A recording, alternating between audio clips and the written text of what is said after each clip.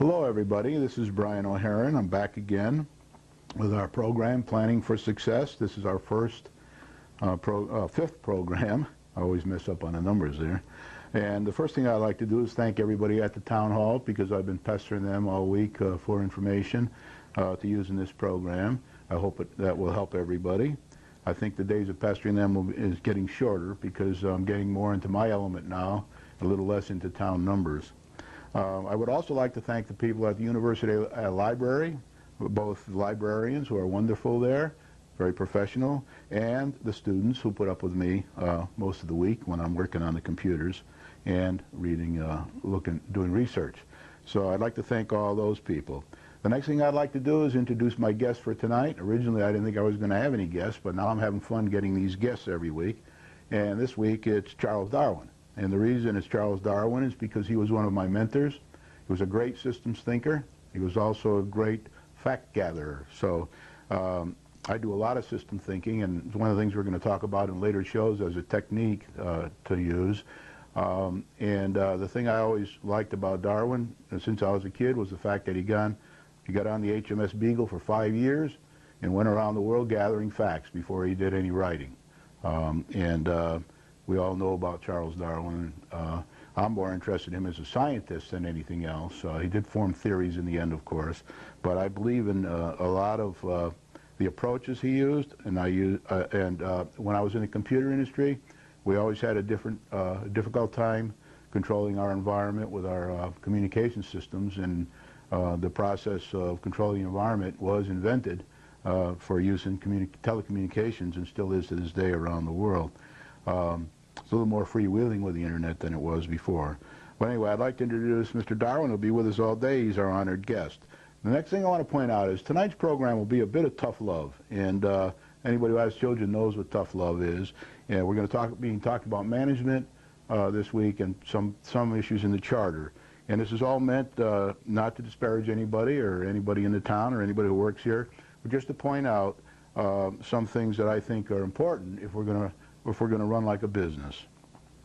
I'd also like to point out, and I have to keep repeating this because I get asked a lot of questions during the week about it, but when you do, I did use the analogy of a surgeon once before in the programs. I'm just going to remind you of that when you do have a heart problem, a very serious one, and you need an operation, you want the best heart surgeon you can find. And the same goes for other things in your life when you need them. When you're a student, you want the best teachers you can get. It just goes on and on. The best workmen, the best everything. So now, when the surgeon comes, you don't always ask him to first tell you everything he learned in his life and all his experiences. To a certain extent, we rely on diplomas, and we rely on tests that are given by people, and we rely on reputations and all. So when we talk about management, you have to keep that in mind. The next thing I'd like to say, and it's a thing I've always been very interested in telling people, management is not easy. Management is one of the hardest things you can do in this world. Management, in my view, is against human nature. Human nature wants to say yes to most things, and be very, very forgiving and say yes. Management often has to say no and apply disciplines that perhaps are against human nature. So it's not easy. Not everybody has the skill to be able to do it. You can't just say you're a manager. You have to be a manager, and you have to have the experience, and you have to, it's a lifestyle. It's also personality. Some people just don't have the personality to be a manager, it's not easy. So I want you to keep that in mind as we talk tonight as well. The next question I keep getting is, well, politics versus business. My view is I look at things as a businessman, not a politician. And when I do look at things as a businessman, sometimes I'm walking a close line between business and politics. And I think that'll happen a little bit tonight as I go through my slides. But keep in mind that I have to look at it as a surgeon would. I have to look at it, what's the real problem here, and how do I think we can fix it from my experience. And it might be easier for me to help fix it than to explain it to everybody what that experience was that got me where I am today. The next thing I will point out is, and I did say it on one of the earlier shows, The national versus local politics are two different things, very different things.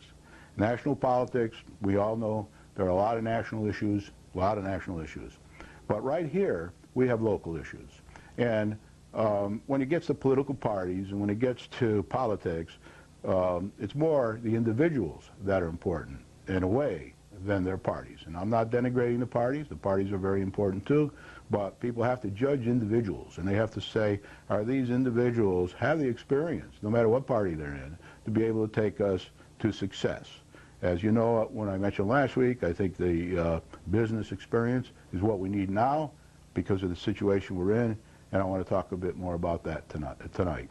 So if we go to the agenda now, the agenda for tonight is, number one, we'll talk a bit about the $41.9 million bond package. I've already made some comments, so I think I'll skip over those right now. Progress to date on the program. We talked about providing the solution. Creating an environment for success will be very important tonight. That's why Mr. Darwin, the great environmentalist, is here with me tonight. I'm going to talk a bit about some changes I think might be considered for the charter, for the town charter, to provide that environment for success. I'm going to also, as I mentioned last week, bring your attention to 3 guides for financial planning, 5-year financial planning that I drafted over the last month or so. And these are my creations. They're not official from the town or anything, but they're my examples of how the town can be run as a business and the type of planning that will be needed for sure. And it's mainly financial planning in one way or another by the town management. And then what we're going to talk about next week. So far on the program, we've talked about identifying the problem. We've talked about a proposed solution, the problem being that we kind of break even every year, and we're not making any money, and we don't have any money to put aside for things that are necessary for needs and for wants, that the lifestyle type we want to live here.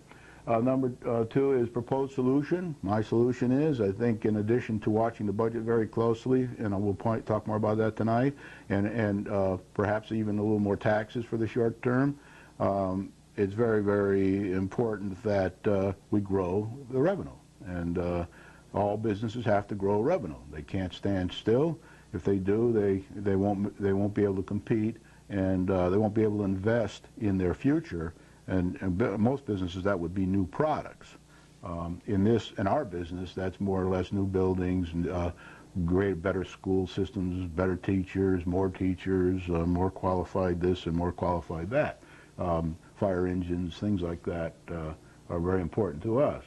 So I did talk last week about providing an organization for success, and my view on that is the main thing that's necessary are businessmen in the Board of Selectmen. And since this is election time, it's kind of a bad time to be going through this program, but on the other hand, this is your big opportunity as shareholders in this town to participate and help us get these businessmen into these jobs, into the selectmen positions, so that they can then do the things necessary to get us out of the pickle that we're in right now. The next thing is tonight's program, providing an environment for success. When preparing this week, I decided, hey, I think I need 2 weeks on this. It's so big, so I might have to continue it next week when I go into the expediting the solution chapter of this plan. And then after that will come necessary disciplines involved. That's part of being a manager and not being necessarily popular, and maybe even a little tough love involved there. And then in the last program, I think just before the election, although I am going to keep going after the election, is necessary management techniques that I think are necessary to be able to help everybody win. So having said that, first I will put up the good old percentage chart. We're still in roughly the same position.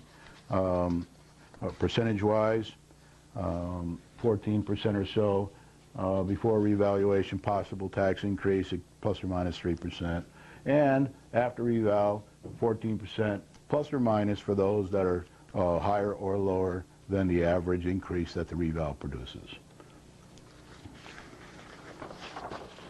That's this chart. Got it there twice, I guess, so I'll put it over here. All right, that's this one here that breaks it down. It's the same one we showed a few weeks ago. I don't show it every week anymore because it hasn't changed any. I did add a minus on here because the minus is for those who will get a decrease if they're below the average. The plus is for those that might get an increase. And again, the pluses will probably come in the areas where the increases go up the most, the values go up the most, the lake or the town of Winchester or areas like that.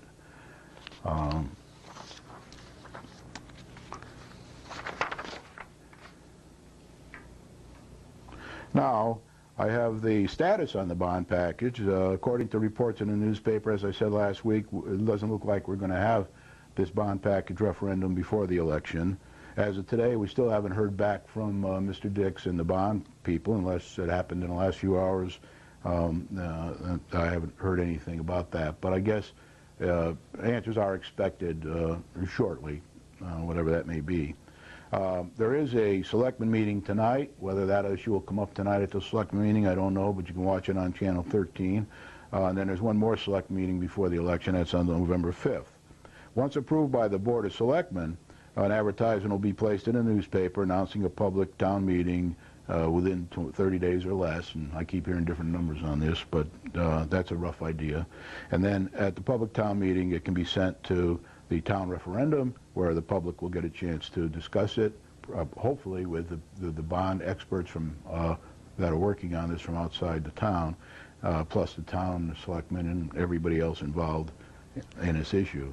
So we're all waiting eagerly to see what that is. And at this point, I just want to put up one thing I talked about earlier, and it is available if you want to get a copy from me, sent either to the post office box or an email, and that my early warning signs. I did mention to you that when I was a kid, besides reading a lot of Darwin stuff, I also read a lot of Sherlock Holmes, and that's where I learned a lot about observation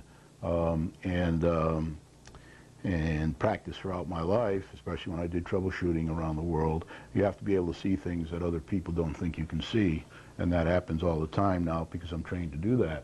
And I do have a list of early warning signs. I'm adding to the list now because this bond package seems to be dragging out a bit, but I'll just put this up here for a second. I got a list of about 19 now, different things, reasons why I was concerned about the bond package, just from observations, not of the town in action, and the board meetings and things, not even looking at the package, but things like the bond ad hoc bond commission was narrowly constructed, mainly members of one political party and their associates. That's not a good sign to a person like me. Rush through selectmen, presentation, establishing a capital budget, etc., all in one meeting. That's not a good sign either. Attempt to rush through the due diligence process, which looks like it wasn't very successful. There was an attempt to get the thing in before the election. All or nothing approach, you know, so we've got to have 41.9 million or nothing so we can move the money around. That's not, to a person like myself, that's not very inviting. So I have a whole list of those. If anybody wants a copy, just for learning purposes, if you're a student or you're somebody who's trying to learn how to do this kind of work, you might be interested in getting a copy of this paper.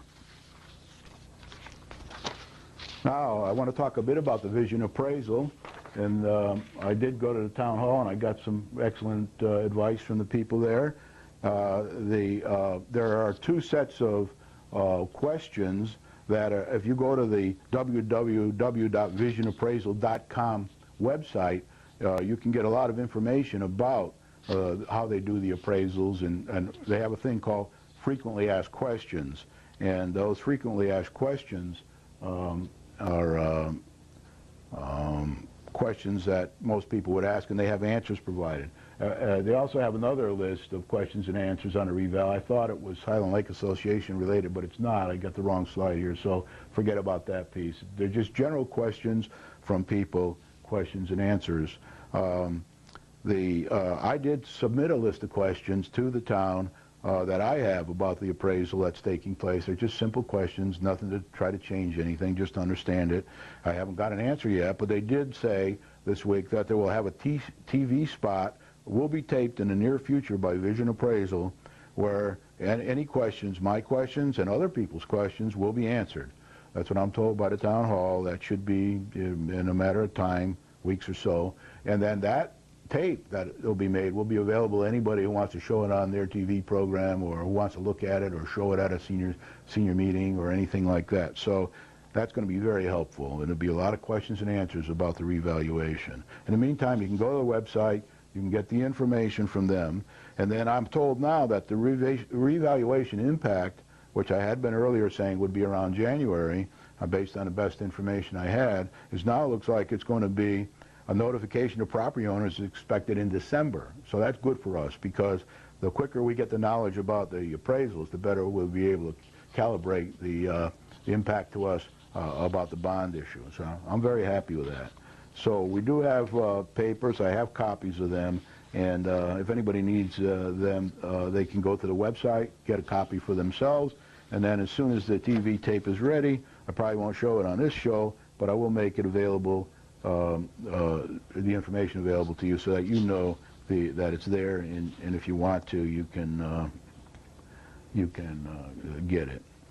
Okay, the next thing I want to point out is I have a little slide here about registering to vote, and I think it's important that people do register to vote. And if you want to register to vote, I did put the statistic up here just to get you excited about voting, and that is registered Democrats are about 1,804 at this time, give or take. It changes every day, so we'll never have an exact number there, but that's about 1,804 registered Democrats. Registered Republicans are approximately 1,359, and then registered unaffiliated people that don't belong to either of those parties or any other party are 3,499. So you can see that's a very interesting number. It's pretty big, and it's a number where there's a lot of votes there. So you can register in any of these areas. And then there are other parties in town, that Independent Party, for example, and whatever else, they amount to about 50 people altogether, give or take. No, this is not exact number. I just want to give orders of magnitude here so you could get an idea. And I got that information at the town clerk's office, and if you ever want to get more up-to-date information, you can get it more exacting information from the town clerk's office. I now want to put up some notices that hopefully will help you. To register to vote, contact the town clerk's office on the second floor in the town hall. I also saw they're very helpful there. They can answer any questions you might have. On this program, I don't want to get into websites and all that. I think if you contact them, they'll tell you more accurate information there. And then if there's any changes, I won't have to be involved in the loop. That's the best thing there. Now, the other thing I want to point out is there are some plans in town for people. There's a tax deferral plan, a tax relief plan, and a tax freeze plan for residents 65 and over or 100% totally disabled through Social Security. You know, if you contact the assessor's office on the second floor in the town hall, if you're interested in knowing more about any of those plans, then you can contact them and they'll help you out. They're very helpful people. They're pretty busy right now with all the reval going on and then painting their office and everything, but otherwise they're very helpful, and will take the time to help. The $41.9 million proposed bond financial evaluations due shortly. We'll keep an eye on that. Revaluation notices, as I said, will be in December. We'll keep an eye every week. I'll keep you posted on that. And then preliminary budget information is available around May or June of next year. I don't know the exact time frame, but if I hear anything better, I'll let you know. And the other thing I'd like to point out is that the thing we've been calling Aurora Estates and Aurora Estates in the golf course and all on this program is I saw in the paper where it's Highland Ridge Estates now. That's what it's called, and the St. Anne's golf course. But they have received permission from Planning and Zoning this week. They had it from inland wetlands already to selectively cut trees on the 507 acres for forest management purposes. The work will begin soon. So things are moving there, and I'll try to keep you updated from time to time on what's happening with that, because, as you know, I think it's part of, it's a good candidate for part of the quantum leap that we're interested here. So the next thing I want to point out once again, I'll just flash it up shortly because we're getting into the meat and more this week's show. We are a corporation. We're a corporation since 1771. We are incorporated. We are a company.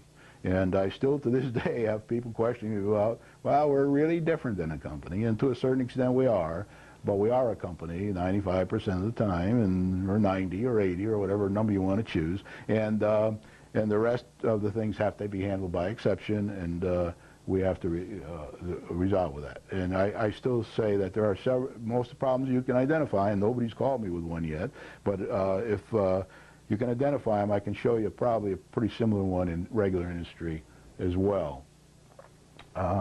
The next, I'll take these slides down now, I think, and put up. Okay, progress to date. We've identified the problem, as I said earlier.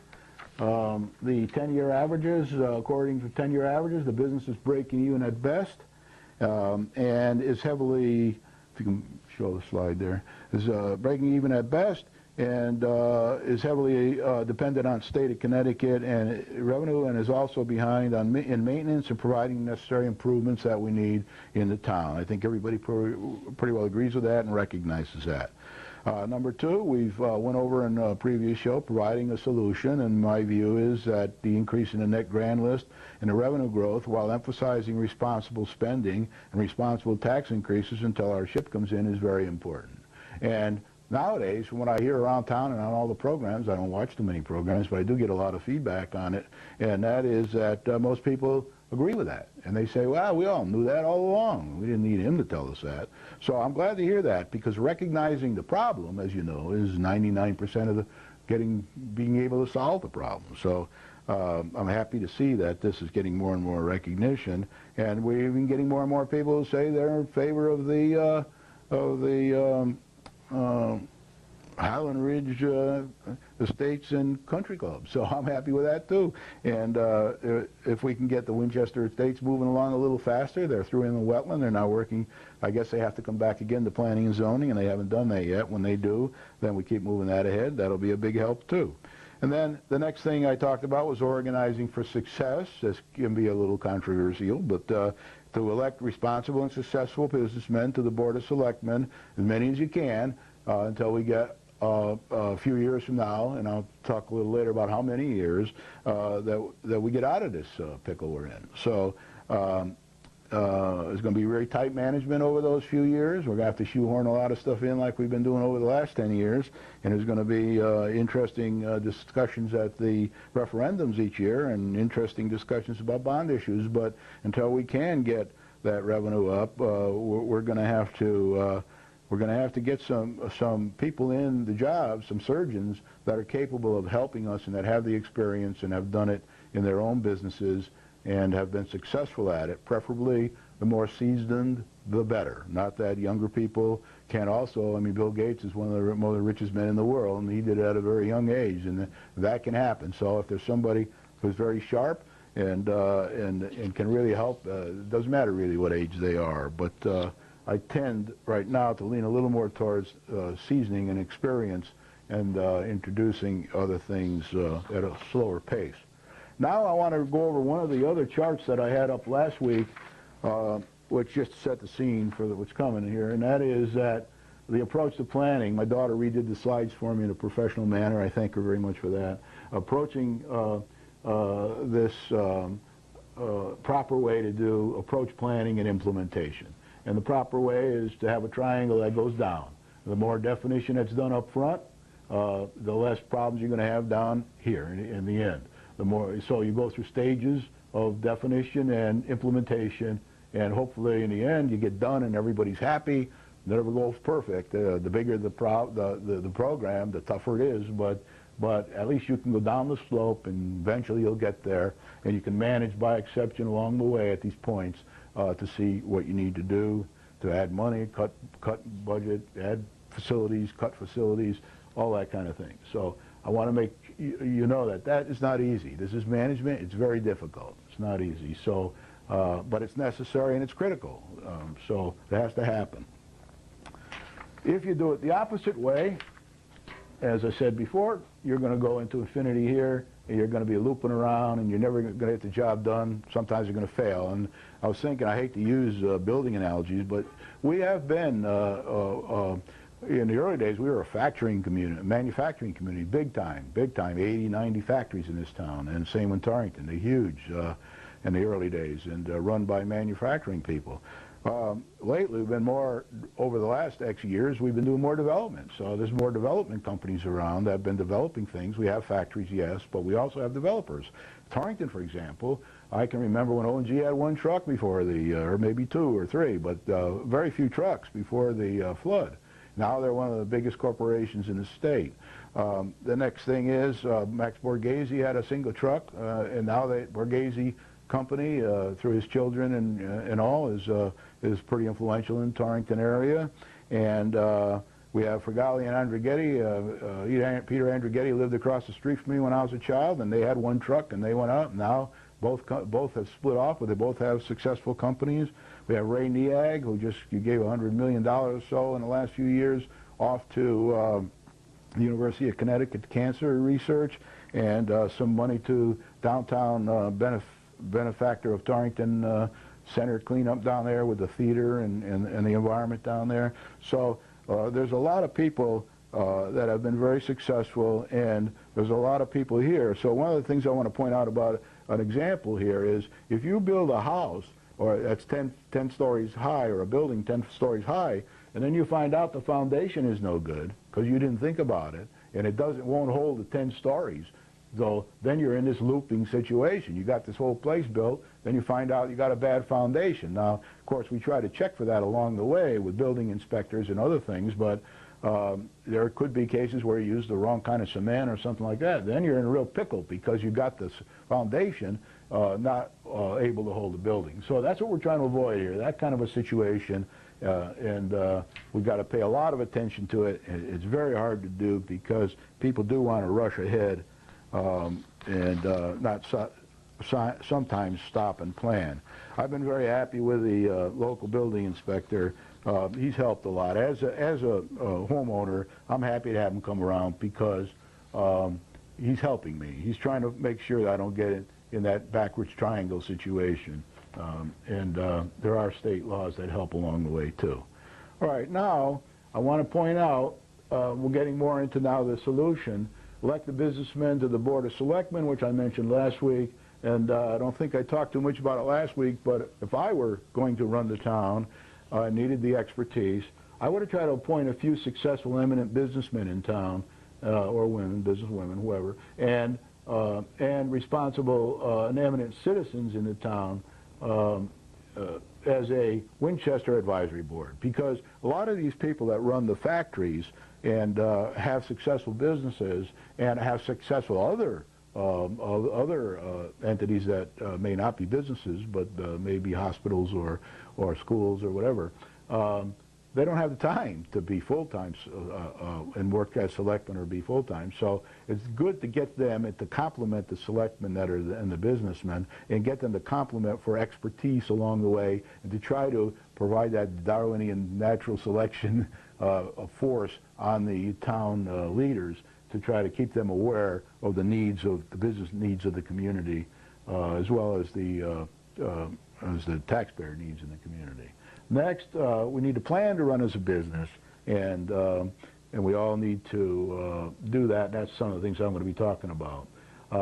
And providing high-level priorities, I mentioned last week, 5 or so. I gave an example. Revenue could be one, budget, control the budget another, tax priorities, the charter, and then I mentioned the 5th one from last week was create the infrastructure of the town and that kind of thing. Now, they don't have to be those 5. They could be different ones. They could be a few more. I wouldn't have any less than that. But those are high-level objectives that the whole town will see. They'll be posted everywhere, and everybody will know, hey, those are the 5 objectives of the town, and those are very important to us, and that's what we're trying to do. And now getting more towards what I wanted to speak about tonight were some of the creating of the environment success stuff. And I did a lot of studying here, and this is kind of my view on the beginning of it. I think that in order to really create the proper environment. I read the charter a lot. I studied it over the weekend and last week, and before, and asked people questions about it. And the charter needs some changes at the high level to be able to create this environment for the town business to be successful.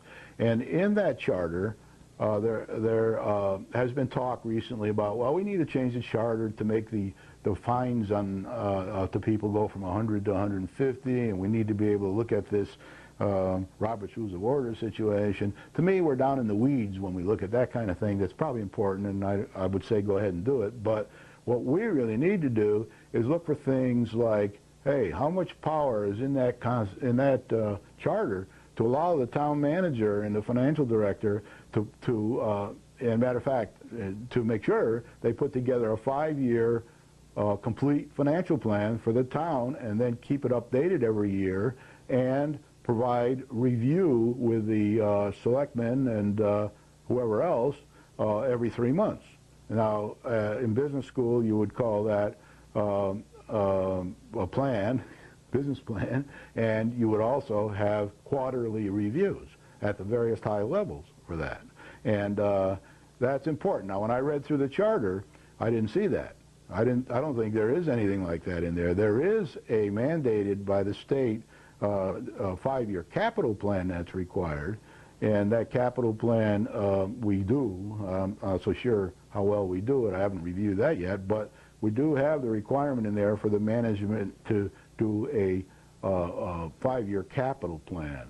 We do not have, the best I can see, and somebody can correct me if I'm wrong, we do not have the necessity in the charter for a total financial plan, which includes expense money as well. And when I do my plan for my family, I want to make sure that each year for the next 5 years, I know what the revenue is going to be and the expenses are going to be, whether they're capital or other expenses. And I think when we review the charter, that's one of the things we have to look for. It's very important. Now, in a minute, I will go over some of the other things I think we need there, but that's mandatory. We need to do that. And no matter which party gets in power, who's in the selectman position, that needs to be done. And then a 5-year plan created. And I would start with objectives, because that's how you do planning, and I'm going to show you tonight. I've done some objectives for 3 different cases for a possible 5-year plan.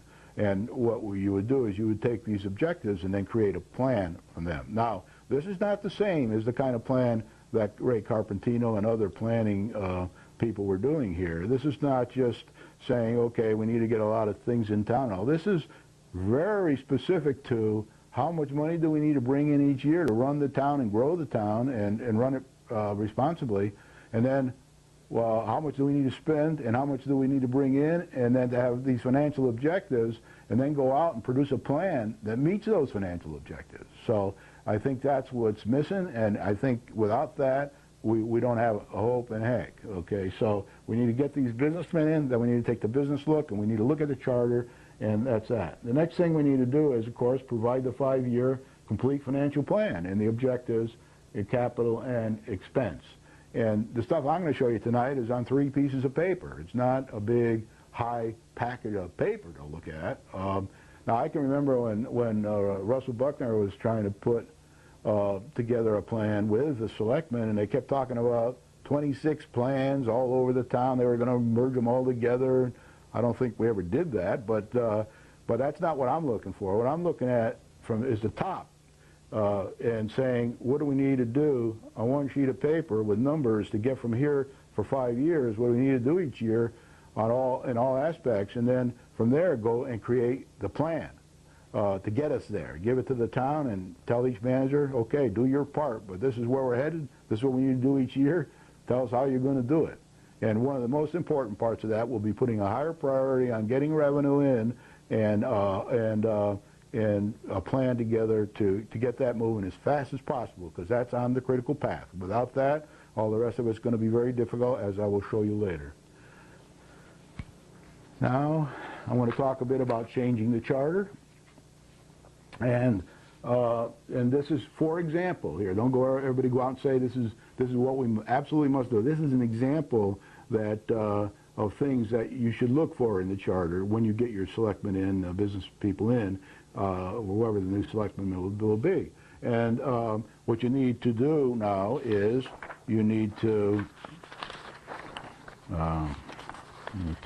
okay, I think you should lengthen. This isn't going to happen overnight. I'll show you my papers here in a few minutes. It's not going to happen overnight. It's going to take years to get this thing out of the shoehorning position we're in now every year with the budget and multiple referendums, et cetera. It's going to be tough.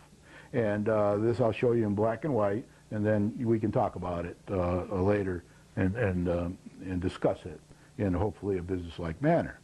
But I would say we ought to look at lengthening the terms of the selectmen from 2 to 4 years, and maybe even a scheme similar to that we have in the charter for the Board of Education, where some of them are elected for 4 years, and then 2 years later another group's elected for 4 years, and then they overlap like that. So there's always people around for 4 years, and new people coming in every 2 years to keep the thing turning over, and new blood, etc. So I think we ought to consider that. Now, I want to say right up front, everybody I talked about, you're nuts. That's not going to happen. People won't vote for that. But when I was out and people would headhunt me from big headhunting organizations around, and they'd say, Brian, we want you to come in and help turn around this company or turn around this big development part of a company, and I'd go and I'd talk to them, and I'd find out what they wanted to do. That's called a functional requirement, job description. What do you want me to do? And they'd tell me, and I'd say, it's going to take 4 or 5 years. And I'm going to need a 4 or 5 year contract, no cut. You know, after I'm in here a year and you see all the tough love you're going to have to do to be able to straighten out this thing you want me to do, you're going to want me out of here. You know, all my peers are going to be after you to get me out because it's very embarrassing for them and they don't like the things that I'm saying. So I would ask for a contract, and I would say I need the time to be able to do the job, and I need the support of, in this case, the selectmen to be able to do that. And if you don't give it to me, I don't want the job. I won't take it because I can't succeed if I don't have the time. So I think that when you get the selectmen in, you must give them the time. And if you keep chopping and changing every 2 years, it's not going to be helpful. But if that's the way it goes and nobody wants to change the charter, then you're going to have a tougher job in getting the town on the tracks to growth and prosperity. And when I say prosperity, I don't mean filthy rich. I mean enough to satisfy the needs of a town this size and in this situation. Secondly, I'd like to say we do need to emphasize the long-term and total financial planning in the charter. I've already talked enough about that. And then we need to redefine the town manager's duties. There's a couple sections in the charter that describe the town manager's duties, and those need to be looked at. There's section 1106 and section 509. One of them, the first one section, describes more the budgetary and financial, where it says where you got to have a 5-year capital plan and keep it updated every year. That's there, but it doesn't say anything about a total plan that includes capital and expense money for the town for 5 years. That's where I think it needs to improve. And then the town manager in the other section is the town manager's duties. That needs to be changed to include this kind of stuff in his plan, because right now the duties are kind of 1 year orientated, and we don't look far down the tracks. I like to use the analogy of a train man in the old days. We don't have too many train men anymore, but a train man would get on in his cabin in the front of the train out west, and he'd get on there and he'd start looking down the tracks to see if there were any cows or any horses, so that when he got there he wouldn't hit them. And that's what we kind of need to do. Look down the tracks 2, 3, 4, 5 years. Some people even say, hey, you better look for 10 years, but certainly for the next 5 years, and see where we're headed and what we need to do to get there, and that needs to be put into these job descriptions, and then needs passed down to the other job descriptions of the other town management as well.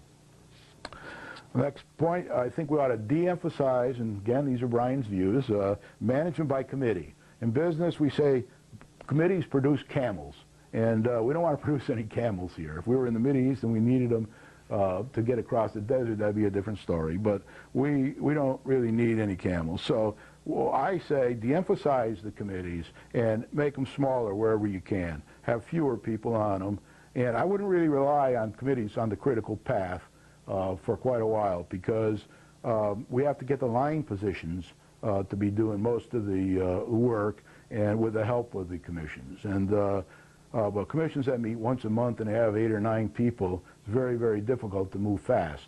You need to rely more on the position like the planning position, and maybe hiring a couple salesmen there or one salesman, changing the incentive programs so that they can incent people to help get us business, and they're incented to help get us business, and that we don't have a lot of red tape and we can move rapidly. Now, I'm not trying in any way to disparage the commissions. I think that they play an important role too. I just think that we need to have more line management responsibility, and they need to drive the show, and the commissions need to help more than anything else. So I've talked about reducing the size. Now, at the same time, and please pay attention to this, preserving the powers of the selectmen and the town meeting are very important. I mean, the charter talks a lot about the town meeting. Nobody's saying we should take I'm not recommending we take checks and balances away. Checks and balances are very important. The whole country is built on checks and balances. We need them in our town as well. But we need to do it in such a manner that we can still move pretty fast and pretty rapidly, and be able to get things done in the time frame that we need them done by. If the longer time we have to do things, the easier it is. The shorter time we have to do it, the more we have to use. We used to have different techniques, and you saw in my little introduction that we are going to have a program on expediting the solution, because there are a lot of tricks that are necessary and a lot of things that are necessary to be able to do that. Now, I still have 15 minutes. Once again, I shoehorned quite a bit in here that I didn't think I would be able to do. And I even got a little paper here somewhere that gives me some extra stuff to talk about should I have time. But now I'm going to talk about the what I consider the plan. And I'm happy again to talk to anybody who wants to in any forum in town, you know, about these things, and I'm going to distribute this next stuff very widely. But what I did over the last month or so, and these are my numbers, they're not official, they're not from the town, they're not to be presented as official by anything, but these are Brian O'Haron's suggested way to approach the planning. And that suggested way is, we talked last week about how we should probably, we had one plan, if we stay flat and we keep our 3.52% annual revenue growth and relatively the same budget growth each year for the next 15 years. Well, I put that down on a piece of paper, and I kind of show you in black and white on one piece of paper, not a big pile of paper, just one sheet. I show you what a balanced plan could look like. Let's see if we can get that on there, Christine. I don't know, I can't see, so let me know if it's all right. But basically, it's a spreadsheet, and it shows the years, and it shows the average 3.52% revenue, which we've grown over the last 10 years, and it shows what a mill is worth at that time. That's important for calculating the mill rate. It shows the net grand list, how it grows from 588 over these many years. And we're only talking here about doing this for 5 years right away, but I did it longer just so you can get a real good picture, up to 922 million from 588 million by just growing by roughly inflation every year like we've been doing for the last 10 years. Then I put here the budget increase is kept is about the same as inflation as it has been. It's actually been a little more than that, but in order to get more than that, you have to go to the taxpayers or you have to cut expenses, because it won't be coming in over here on the revenue side. So guess what we're investing here? We're investing zero in savings, nothing, like we have done in the past. Now again, we do have the fund, and the fund needs to be there for the emergency reasons. And we need to keep that up around 1.4 million or so, or whatever number is at now, but for various reasons, which I discussed in the past. And if you want to know more about that, you can talk to the people in the town hall. But now, I also, so that's for the budget. Now, if we want to add the new bond, then we have to add some mills here, some taxes, which will be factored in here once we know what it is we have to add. So I didn't make any attempt to extrapolate that here. I'll just put it on the side and say, here's the debt without the, here's the total mill for the debt that's in the bond package, and here's the total mills altogether, including the mills we need for the budget. So the numbers are right here. Now, no reval has been factored in here. When reval is known, when the things are known in December, January time, we'll redo this on the computer in probably a half an hour to reflect the change in that. That won't change the meat at all. We'll still have one chicken.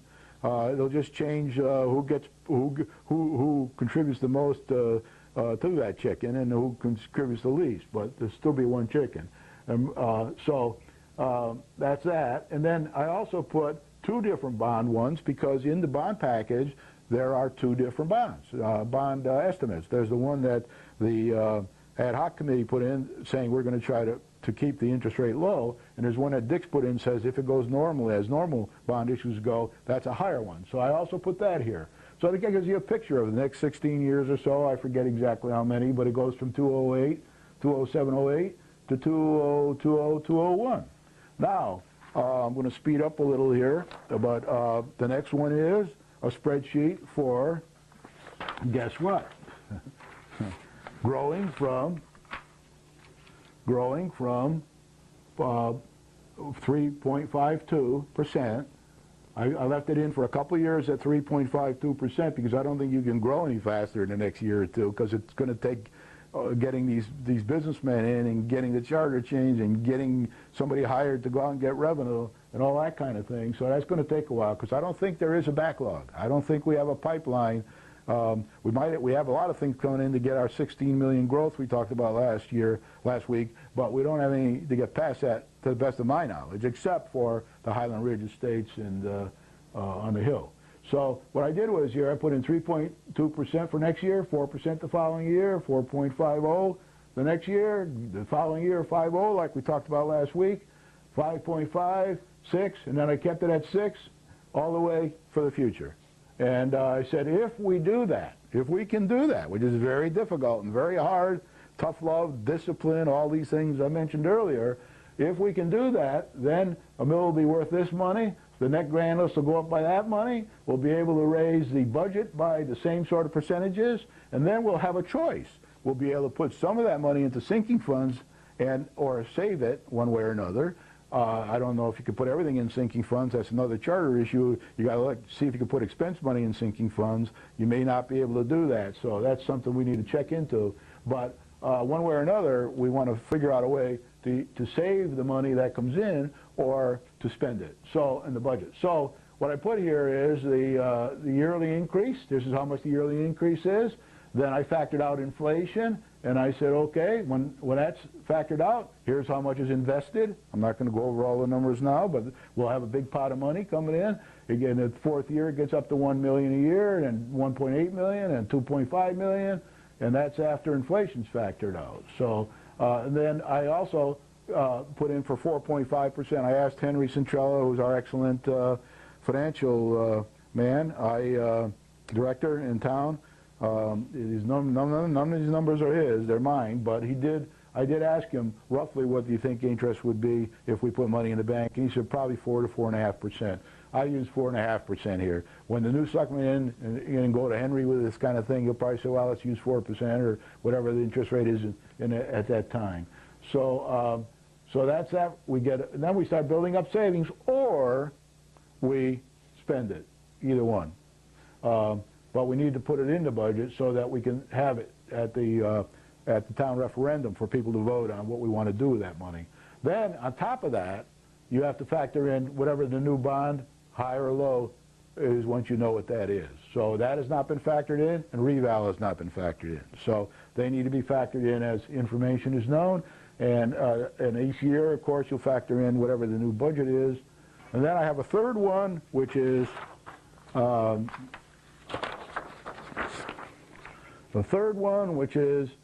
guess what? The quantum leap.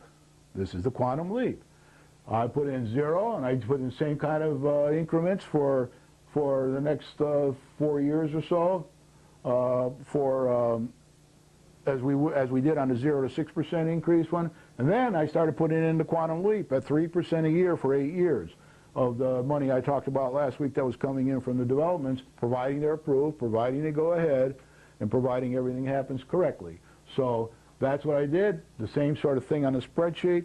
I will send copies of that to anybody who asks for them. And matter of fact, I'm going to be distributing these around town anyway, so if you want a copy, let me know.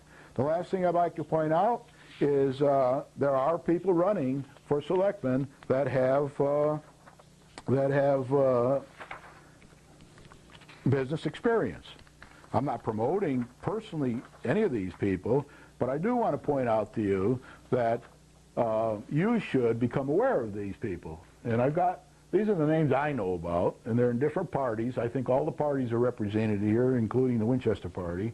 And I put down the names of each individual that have business experience, run businesses or very close to it, and the row they're on for voting. And you can get a copy of that from me, or you can go to each of the parties and talk to them. Who's got business experience? What is it? And then look at that. And what I would suggest, these are not in priority order. I just put them down. I try to mix them up by party so nobody would think we were favoring anybody there. But I do, from my own personal knowledge, I do think that the Republicans have a pretty strong slate. They got 5 businessmen running. You have to familiarize yourself with them and see if there's any of those candidates that you think can help the town and that will be helpful in this kind of an approach. They have a brochure that you can get. The brochure has got all their candidates on it, both for the selectmen and the Board of Education, which I'm not really addressing myself too much to. Jay Budahese has a flyer he puts out. Matthew Brennan has a flyer that he puts out. Melcher, you know, he's already in there. Mr. Pozo has got a lot of good experience. He's run a factory or two in town, and he's by trade an accountant. And so you got a good bunch of people here. It's up to you to decide which ones and which parties that you might think can do the best for you. And then if there's some that aren't on here, check with each of the parties. Say, anybody else who's got business experience, and try to understand that. I've only got a few minutes now, so I want to clarify one other point, and that is that if we don't get all businessmen in, it won't be the end of the world. The more businessmen we get in, the easier it'll be to do the work, because as I said last time, they all speak the same language, they're all trained, they all know how to be this type of surgeon. If we get 1 or 2 people in that are from some other discipline, I'm sure they'll be helpful. But I would say the more businessmen we can get in this point in our evolution is what we need to do. And then have the other disciplines be more in the advisory capacity or whatever. So that's kind of what I have to say tonight. I'm being told that I don't have much time left. Again, if we can put up my email address and my mailing address, I'll be happy to send any of these papers to anybody. I didn't bring my chart with me this time that shows all of the papers I produced, but I'm going to be adding these 3 spreadsheets with a little introductory letter to those. If anybody wants one, let me know and I'll send it to you. And then I scheduled a meeting with Owen Quinn to go over these papers on Thursday, and then I want to try to talk to some of the town managers. And remember now, there are 3. There's the Taxpayers Association, the Independent Party, the Republican Party, have all expressed an interest over the years, and some of them have, and even some Democrats have suggested an interest over the years in this type of an approach and in this thing. They don't totally agree with every detail, of course, but that's kind of where we stand. Having said that, I'll say good night for tonight, and next week we'll move on with some more about creating an environment for success, and probably a little bit about expediting the solution. Thank you very much.